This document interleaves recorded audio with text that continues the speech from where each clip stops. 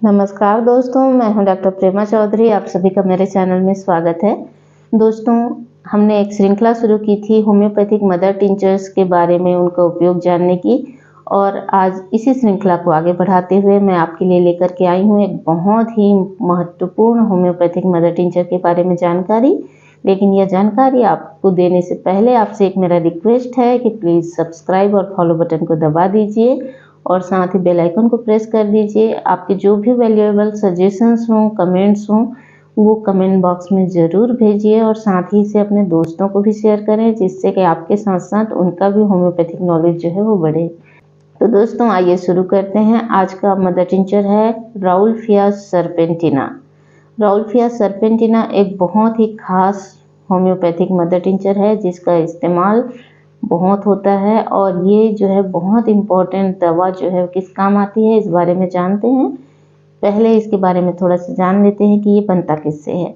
ये एक तरह के पौधे से बनता है और इस पौधे की जो पत्तियां होती हैं वो हल्की हरे रंग की होती हैं। इसकी जड़ें लंबी लंबी सांप के जैसी होती हैं। नम पर्णपाती वनों में इसका बहुतायत जो है पौधा रहता है और वहीं से ये लाया जाता है। ये एशिया में, यूरोप में, अफ्रीका में कई जगहों पे पाया जाता है और ये पौधा जो है बहुत ही औषधीय गुण रखता है दोस्तों। और इस पौधे को अलग अलग क्षेत्रों में अलग अलग नामों से जानते हैं। इसके कई नाम हैं, जैसे सर्पगंधा, पातालगंधी, चंद्रा, चंद्रिका और धन बरुआ, कोपन्ना, मिलपोरी। ये एपोसिनेसी कुल का एक पौधा है।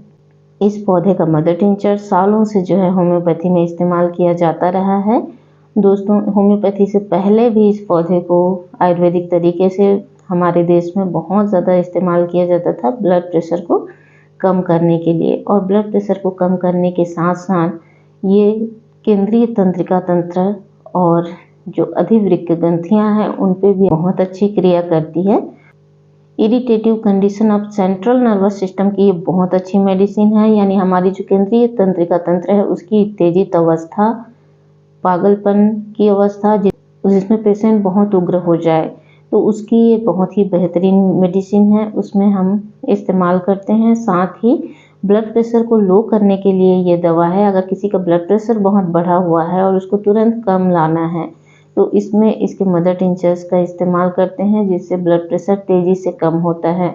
मूत्र संस्थान में इसका क्रिया होता है। ये पेशाब की बारंबारता को बढ़ा देती है और ब्लड प्रेशर को डाउन करती है। दोस्तों, राउल्फिया सर्पेंटिना जो है ये बहुत ही बेहतरीन मेडिसिन है तनाव को कम करने की, क्योंकि इरिटेटिव कंडीशन जो है हमारा सेंट्रल नर्वस सिस्टम का है उसको ये रिलैक्स करती है। साथ ही ये काम करती है अधिवृक्क ग्रंथियों पे। अधिवृक्क ग्रंथियाँ, जिसको हम एड्रिनल ग्लैंड्स कहते हैं, ये हमारी किडनी के जस्ट ऊपर पाई जाती हैं दोस्तों। और इन ग्रंथियों से कुछ इम्पोर्टेंट हार्मोन्स जो हैं वो स्रावित होते हैं, जैसे कॉर्टिसोल, एल्डोस्टेरोन वगैरह। कॉर्टिसोल को हम स्ट्रेस हार्मोन भी कहते हैं, क्योंकि स्ट्रेस को मैनेज करने के लिए यह हार्मोन जो है शरीर की प्रतिक्रिया को कंट्रोल करता है। जब भी हम स्ट्रेस की स्थिति में होते हैं तो उस स्थिति में यह हार्मोन हमें उस स्ट्रेस को मैनेज करने में हेल्प करता है। तो दोस्तों, इस तरह से ये मेडिसिन जो है एड्रिनल ग्लैंड्स पे भी एक्ट करती है, उनके हार्मोन लेवल को संतुलित करती है और स्ट्रेस मैनेजमेंट में हमें हेल्प करती है, जिससे हमारे माइंड को जो है रिलैक्सेशन मिलता है, माइंड रिलैक्स होता है, तनाव कम होता है। इसीलिए पागलपन की उग्र अवस्थाओं में भी इसका इस्तेमाल किया जाता है, जिससे ज़्यादा तनाव जो है वो कम हो। रक्त वाहिकाओं पर इसका बहुत ही अच्छा असर है। ब्लड प्रेशर के बारे में आपने सुना होगा दोस्तों कि ब्लड प्रेशर तब बढ़ता है जब जो रक्त वाहिकाएं हैं उसके अंदर एथिरोमा जमा हो जाता है, यानी एक परत जमा हो जाती है जो उसकी गुहा को सक्रिय कर देती है। लेकिन जो ब्लड प्रेशर की वाहिकाएं हैं उसमें कोई एथिरोमेटिक चेंजेस नहीं मिलते हैं, लेकिन उसके बावजूद अगर ब्लड प्रेशर बढ़ा हुआ रहता है तो उसके लिए यह एक बहुत अच्छी मेडिसिन है। इस मेडिसिन को हाई बीपी की अवस्था में देख समझ करके इस्तेमाल करना है। अगर बीपी बहुत बढ़ा हुआ है तो उस स्थिति में हम इसकी ज़्यादा मात्रा इस्तेमाल करते हैं और साथ ही मॉनिटर करते रहना पड़ता है कि कहीं ज़्यादा लो तो नहीं हो जा रहा है ब्लड प्रेशर। दोस्तों, जैसा कि मैंने आपको बताया कि इसका मूत्र संस्थान में भी अच्छा काम है, क्योंकि ब्लड प्रेशर को मैनेज करने के लिए ये पेशाब की बारंबारता को बढ़ा देती है। तो बार बार यूरिन जाता है, जिससे जो यूरिनरी ट्रैक्ट में कुछ ऑब्स्ट्रक्शन आ रहा हो तो ये उसको भी वॉश आउट करने में हेल्प करता है। मेरा एक केस था जिसमें पेशेंट को पथरी थी, और उसकी पथरी जो है, मैंने पथरी के लिए नामी मेडिसिन जो है कई इस्तेमाल की, और उससे उसकी पथरी निकल नहीं रही थी। साथ ही पेशेंट का ब्लड प्रेशर बढ़ा हुआ था। मैंने उस पेशेंट को ये मेडिसिन दी, और उसकी पथरी जो है 2-3 दिन ये मेडिसिन इस्तेमाल करने के बाद ही निकल गई, जो कई महीनों से नहीं निकल रही थी। तो दोस्तों, इस तरह से ये जो है स्टोन को भी एक्सपेल कर देती है। अगर साथ में पेशेंट का ब्लड प्रेशर बढ़ा हो तभी दें, ये मैं आपको चेतावनी देना चाहती हूँ, क्योंकि बिना ब्लड प्रेशर बढ़े अगर आप इस मेडिसिन को पेशेंट को सिर्फ पथरी निकालने के नाम से देते हैं, तो उस स्थिति में पेशेंट जो है वो शॉक की कंडीशन में जा सकता है। उसको ब्लड प्रेशर जो है बहुत लो हो जाएगा, और लो बीपी के कारण जो है बेहोश हो जाएगा पेशेंट। तो इस तरह से प्रॉब्लम आ जाएगी, उसको एडमिट करना पड़ जाएगा। तो कभी भी जिसका ब्लड प्रेशर लो है वहाँ पे इसका इस्तेमाल बहुत ही सावधानी से करिए या ना करिए। और दोस्तों, जहाँ ब्लड प्रेशर बढ़ा हुआ है तो वहाँ आपको ये भी ध्यान रखना है कि कहीं पेशेंट पहले से कोई और एंटी हाइपरटेंसिव तो नहीं ले रहा है।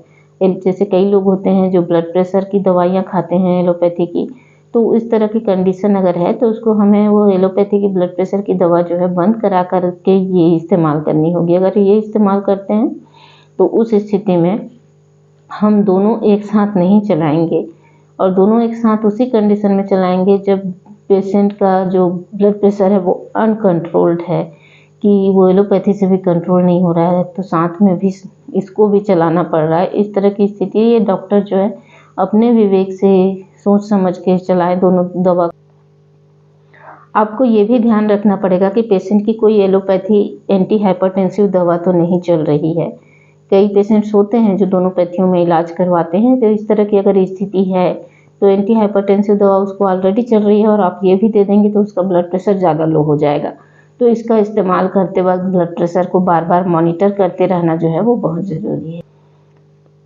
ब्लड प्रेशर को मैनेज करने के लिए इस दवा को शुरू में तो हम 15 बूंदें जो है दिन में 3 बार देते हैं 1 कप पानी में, और जब ब्लड प्रेशर पेशेंट का कम हो जाता है तो उस स्थिति में फिर इसके डोजेस जो हैं वो कम कर देते हैं। 15 बूंद है उसकी जगह 10 बूंद देने लगते हैं, 3 बार की जगह 2 बार देने लगते हैं, और उसके बाद फिर मॉनिटर करके देखते हैं कुछ ही दिनों में ब्लड प्रेशर को। अगर ब्लड प्रेशर और डाउन हो रहा है तो उस स्थिति में हम इसकी ड्रॉप्स जो हैं और कम कर देते हैं।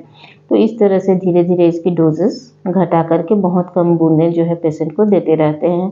दोस्तों, ब्लड प्रेशर मैनेज करने के लिए इसके कारण पे जाना और उसका सिम्टोमेटिक, कॉजेटिव और मियाजमेटिक ट्रीटमेंट जो है वो बहुत ज़रूरी होता है।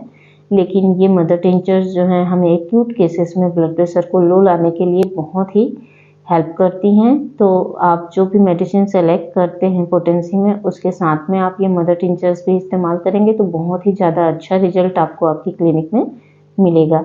अगर आप होम्योपैथिक डॉक्टर नहीं हैं तो कृपया सिर्फ वीडियो देख करके कोई भी मेडिसिन चालू ना करें।